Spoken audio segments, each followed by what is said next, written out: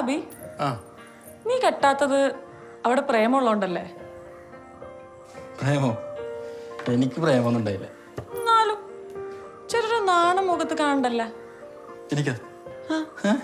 എന്നോട് പറയടാ. എനിക്ക് പ്രേമിക്കാൻ തന്നെ പേടിയായിരുന്നടാ. പ്രേമിക്കാൻ പേടിയാ? എന്തിന്? അല്ലടാ, എൻ്റെ മാമല്ലേ, മാമ ഭയങ്കര പ്രശ്നക്കാരനായിരുന്നു. ഞാൻ അവിടെ ആയിരുന്നല്ലോ. അതുകൊണ്ട് തന്നെ എന്തെങ്കിലും ചെറിയ തെറ്റുണ്ടാ മതി, അവൻ നല്ല ഇടി.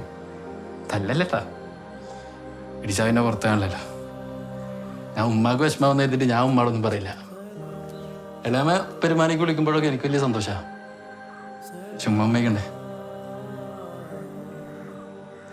ഇപ്പോൾ എൻ്റെ ഈ മുടിയില്ലേ, എൻ്റെ ഈ മുടി പറ്റ വെട്ടണം എന്നാണ് മാമൻ്റെ ഓർഡർ.